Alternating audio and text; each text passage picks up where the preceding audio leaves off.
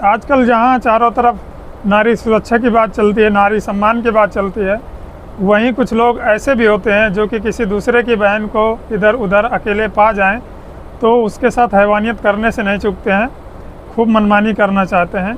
बस कुछ ऐसा ही हुआ था इस लड़की के साथ, जिसके साथ 5-5 लोगों ने मिलकर बेरहमी के साथ हैवानियत करते हैं और उसके साथ बलात्कार करते हैं।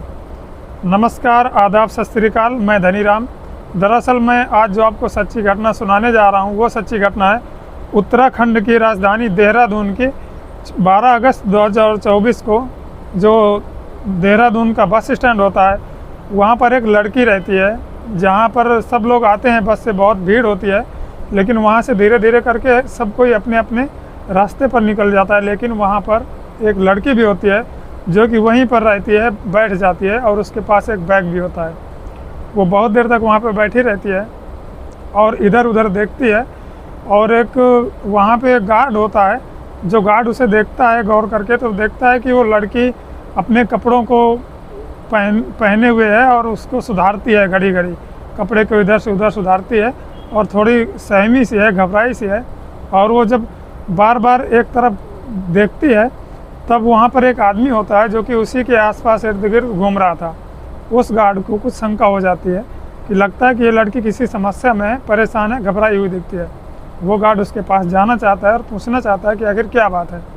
वो गार्ड उस लड़की के पास जाता है और वो गार्ड उससे पहले कि उससे कुछ पूछता है, वो लड़की पहले उससे पूछती है कि यहाँ से पंजाब के पटियाला शहर जाने के लिए कौन सी बस है और वो कितनी देर में जाएगी। तभी वो गार्ड जो होता है वो सीधे फ़ोन कर देता है 1098 पर, जो कि चाइल्ड वेलफेयर का नंबर होता है, और उनसे बताता है कि सर यहाँ पर एक लड़की है जिसकी उम्र करीब 15 से 16 साल के करीब है और वो काफ़ी घबराई सहमी सी लग रही है मुझे, आप आ जाएं और समझें कि आखिर ये मैटर क्या है। तो वहाँ से जो चाइल्ड वेलफेयर की टीम होती है वो आ जाती है, थोड़ी देर में पुलिस टीम भी आ जाती है। और जब उस लड़की के पास जाते हैं पूछताछ करने के लिए तो लड़की उन पुलिस वालों को देखकर और भी ज़्यादा घबराने लगती है। पुलिस तुरंत समझ जाती है कि इस लड़की के साथ कुछ गलत हुआ है और ये लड़की मर्द लोगों से घबरा रही है।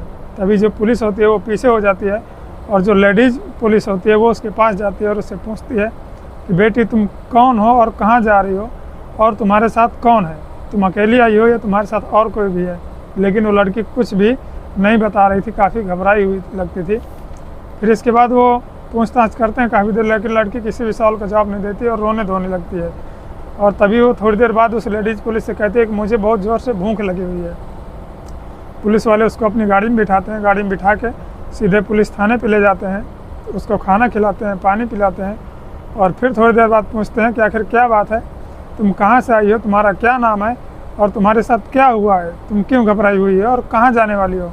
लेकिन वो लड़की कुछ नहीं बताती है। तो पुलिस को ऐसा लगता है कि जैसे कि ये अभी बहुत ज़्यादा टेंशन में है, डिप्रेशन में है, इसलिए उससे पूछताछ करना बंद कर देते हैं और उसका इलाज चालू करते हैं। इलाज करीब 2 दिन तक उसका इलाज चलता है और तीसरे दिन जो लेडीज़ पुलिस होती है वो उसके पास फिर जाती है और पूछती है कि तुम्हारे साथ क्या हुआ है, तुम बताओ। तब वो लड़की बताती है कि मेरे साथ वहाँ पर जो बस स्टैंड था वहाँ पर मेरे साथ गंदा काम हुआ है, घिनौना काम हुआ है। और वो रोने लगती है सब बातें बताते बताते।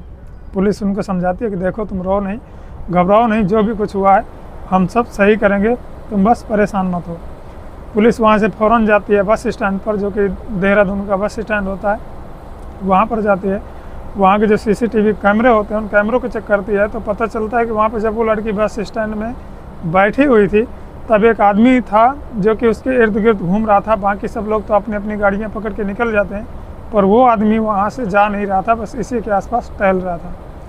पुलिस उस आदमी की फ़ोटो निकालती है और फ़ोटो निकालने के बाद पुलिस थाने पे आती है और इस लड़की को दिखाया जाता है और पूछती है कि क्या तुम इस आदमी को जानती हो, क्या ये आदमी वहाँ पे था तुम्हारे साथ जब हैवानियत हो रही थी। वो लड़की तुरंत देखकर पहचान जाती है और बताती है कि हाँ ये दरिंदा वहीं पे था और इसने भी मेरे साथ गंदा काम किया है। बस पुलिस वापस बस स्टैंड पर वह फ़ोटो को लेके जाती है और जब वहाँ पर इस फ़ोटो को दिखाती है चारों तरफ और पूछताछ करती है कि क्या इस फ़ोटो में दिख रहे शख्स को कोई जानता है, पहचानता है, तो वहाँ पर रहने वाले अधिकतर लोग बता देते हैं कि हाँ हम इस आदमी को जानते हैं, पहचानते हैं। दरअसल वो आदमी बताते हैं कि इसका नाम है धर्मेंद्र कुमार जिसकी उम्र करीब 32 वर्ष है। ये हरिद्वार बंजारा गांव का रहने वाला है। पुलिस फ़ौरन इसे जाके पकड़ लेती है और पकड़ के थाने पे लाती है। और जब इससे पूछताछ करती है, ये तो पहले साफ इनकार कर देता है कि इसको इस घटना के बारे में कुछ पता ही नहीं है। लेकिन पुलिस जब अपना सांस्कृतिक कार्यक्रम करती है, आप जानते ही हैं कि पुलिस अपना सांस्कृतिक कार्यक्रम किस तरह से करती है, वो जल्दी ही पुलिस वालों के सामने टूट जाता है और सच सच सब कुछ बताने लगता है। वो बताता है कि 12 अगस्त को करीब शाम को 4 बजे दिल्ली का जो बस स्टैंड होता है, दिल्ली में कश्मीरी गेट होता है, वहाँ पर ये बस खड़ी हुई थी और वहीं पर करीब 4 बजे के आसपास ये लड़की भी थी। वहाँ पर ये बस वालों से पूछ रही थी कि पंजाब के पटियाला शहर के जाने के लिए बस कौन सी है। तभी जो बस वाले होते हैं ये बोलता है कि ये जो सामने बस खड़ी है, आप इसमें जाकर बैठ जाएं, परेशान ना हो। ये बस यहाँ से देहरादून जाएगी और देहरादून से आप सीधे पटियाला के लिए बस मिल जाएगी, आप वहाँ से पटियाला चले जाना। 4 बजे ये लड़की उनके साथ बस में बैठ जाती है और भी सवारियाँ होती हैं, बस चलती है वहाँ से। बस वहाँ से चलने के बाद रात को करीब 10 बजे पहुँचती है यहाँ देहरादून पर। बाकी की जो सवारियाँ चली जाती हैं और ये लड़की जो होती है वो उसी बस में बैठी रहती है और इनसे पूछती है कंडक्टर और ड्राइवर से, यहाँ से पटियाला के लिए कौन सी बस मिलेगी। तभी ये कंडक्टर और ड्राइवर उस लड़की से बोलते हैं कि यहाँ से पटियाला के लिए बस मिलेगी, लेकिन थोड़ा टाइम लगेगा, लेट है बस, तब तक आप हमारे साथ यहीं पर बैठो और हमारे साथ कुछ टाइम पास करो।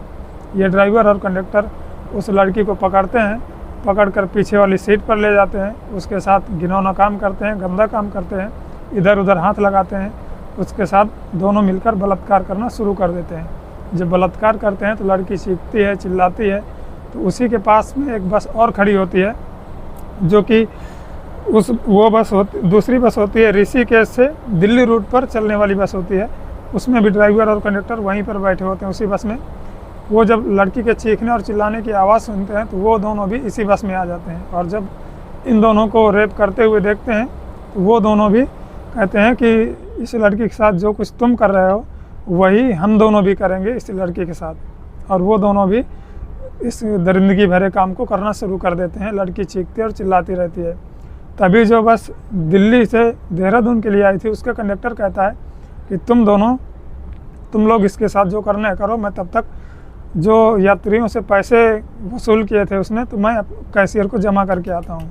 वो कैशियर को पैसे जमा करने जाता है तो कैशियर पूछता है कि तुम्हारी बस तो करीब 2 घंटे पहले आ चुकी थी, फिर तुम पैसे इतना लेट जमा करने क्यों आए हो। तभी ये कहता है कि मुझे कुछ काम था, मैं इसलिए लेट आया हूँ। लेकिन जो कैशियर होता है वो तरह तरह के सवाल करने लगता है और ये ज़्यादा देर तक कैशियर को इधर उधर की बातों में नहीं घुमा पाता और सीधे उससे भी बता देता है कि साहब दरअसल हमारी बस में एक लड़की है, अगर आपको चलना हो तो आप भी चल सकते हो। ये जो कैशियर होता है ये भी जाता है और वो जब दोनों बस के कंडक्टर और ड्राइवर उसके साथ बलात्कार कर रहे थे, वो दोनों बोलते हैं कि हटो, पहले साहब को करने दो, साहब कर लेंगे, इसके बाद हम दोनों करेंगे। इसके बाद जो कैशियर होता है ये भी जाके उस लड़की के साथ बलात्कार करता है और नाम बताता है। ये जो 5 लोग होते हैं चारों के नाम बताता है कि ये तो पहला तो धर्मेंद्र कुमार होता है जिसकी उम्र 32 वर्ष होती है। दूसरा होता है राजपाल, 57 वर्ष इसकी उम्र होती है, ये भी हरिद्वार बंजारा गांव का रहने वाला होता है। जो तीसरा होता है उसका नाम होता है देवेंद्र, इसकी 52 साल उम्र होती है और ये हरिद्वार भगवानपुर का रहने वाला होता है। जो चौथा होता है रवि कुमार, उत्तर प्रदेश का होता है, वो फर्रुखाबाद नवाबगंज का रहने वाला। 5वां होता है राजेश कुमार, ये देहरादून के पटेल नगर का रहने वाला होता है। ये जब सब कुछ कबूल कर देता है, पुलिस सीधे इन 5 के 5 को अरेस्ट कर लेती है। अरेस्ट करने के बाद इनके ऊपर FIR होता है। FIR करने के बाद सीधे इन 5 के 5 लोगों को जेल हो जाती है। और पुलिस का कहना है, SSP राजेश कुमार जो होते हैं वो 17 अगस्त को इन सब के ऊपर FIR दर्ज करते हैं और कहते हैं कि इस मामले को फास्ट ट्रैक कोर्ट में चलाया जाएगा और कोशिश हमारी ये रहेगी कि जल्द से जल्द इनको कड़ी से कड़ी सज़ा दिलाई जा सके। अब पुलिस जब इस लड़की से पूछती है कि आखिर तुम रहने वाली कहाँ की हो, तुम्हारा गांव क्या है, तो वो लड़की बताती है कि मेरे माता पिता नहीं हैं, जो मेरे माता पिता थे वो बहुत दिन पहले ही ख़त्म हो चुके हैं और पंजाब पटियाला की रहने वाली हूँ, अपना गांव बताती है। लेकिन जब पुलिस जांच करती है, इंक्वायरी करती है, तो पता चलता है कि ये लड़की उत्तर प्रदेश के ज़िला मुरादाबाद का एक गाँव है, मूरापाड़ा थाना क्षेत्र के किसी गाँव के रहने वाली है। पुलिस वहाँ पर जाती है और जब इसके माता पिता के घर पे संपर्क किया जाता है तो पता चलता है कि इसकी माँ और इसके पिता दोनों घर पे हैं। इनका एक भाई भी होता है जो कि इधर उधर मजदूरी करके काम चलाता है, अपना खर्च चलाता है। पुलिस जब उनसे पूछती है कि तुम्हारी बेटी कहाँ है, तो उसके माता पिता बताते हैं कि हमारी बेटी तो करीब 12 दिन पहले से लापता है। हम लोगों ने उसको बहुत तलाश करने की कोशिश की पर वो हमको कहीं पे नहीं मिली है। इसके पहले भी हमारी लड़की 2-3 बार घर से इस तरह से निकल चुकी है, गायब हो चुकी है, लेकिन हम लोगों ने यहीं पास पड़ोस में कहीं ना कहीं उसको ढूंढ लिया और वो मिल गई। लेकिन इस बार वो घर से कब निकल गई, कैसे निकल गई, हमको कुछ पता ही नहीं चला। पुलिस उसके माता पिता को लेके यहीं थाने पे आती है, उनको उनकी बेटी सौंपी जाती है। और जब पुलिस ये भी बताती है कि जो उसके माता पिता होते हैं उनका भी मानसिक संतुलन कुछ ठीक नहीं लग रहा था, वो दोनों भी इस बेटी से काफ़ी पहले से भी परेशान थे। तो दोस्तों, इस घटना को सुनाने का मकसद किसी को परेशान करना या किसी को दुख पहुंचाना नहीं है। इस घटना को सुनाने का मकसद सिर्फ और सिर्फ ये है, सिर्फ और सिर्फ आपको सतर्क करना है, सचेत करना है और ये बताना है कि माताएं, बहनें, बेटियां जो भी अकेले दुकेले कहीं इधर उधर जाती हैं तो दुनिया में हर कोई भरोसा करने के लायक नहीं होता। इंसान के रूप में घूम रहे ये लोग ऐसे हैवान भी होते हैं, इसलिए कहीं भी जाएं आएँ सावधान रहें, सतर्क रहें। मिलते हैं फिर किसी नेक्स्ट वीडियो में, तब तक के लिए जय हिंद।